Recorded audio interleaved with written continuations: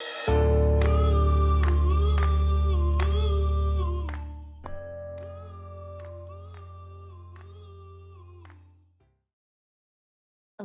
welcome everyone to the Energy Circle. We're still in our quarterly theme of restoring our power. Today's talk is power tools for meditation.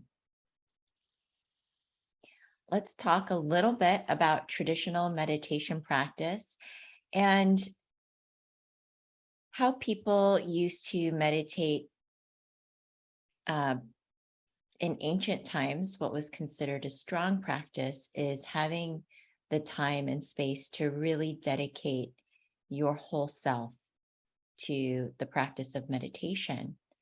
And oftentimes, what this meant was living in a monastic environment or a hermitage where you would choose to live a single, sometimes solitary life, or in community with others.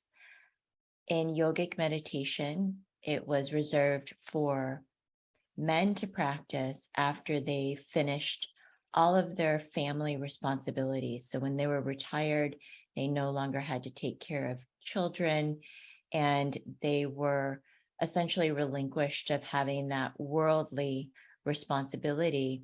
And then they could dedicate themselves to the practice of yoga. So living in this hermitage or monastic environment, separated from the world, really allowed practitioners to drop in and to dedicate themselves to the path of enlightenment. This meant having a quiet, dedicated life to focus on developing your practice free of worldly responsibilities, financial responsibilities, family responsibilities, where, when your attention is going in that direction of providing and being responsible, it is very challenging to focus on a meditation practice and bringing your energy and your awareness higher. So it was really seen as a separate lifestyle, having a lifestyle that was, let's go be in a cave or a mountaintop away from the world in retreat. And this is still an effective way to have a deep practice. But the reality is that most people, they don't live this way, and they don't want to. They want to live in the world. They want to have families, have relationships, be part of the worldly community.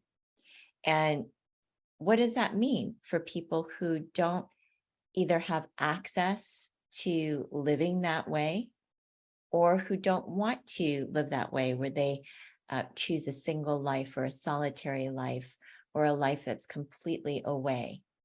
And maybe they can try a little bit of both, right? They can go out and have retreat every so often, come back into the world, and there's many options. But it's a myth to think that just because you're meditating 10 hours a day, that you're a good meditator or a strong meditator versus somebody who has no time to meditate and their path is raising children.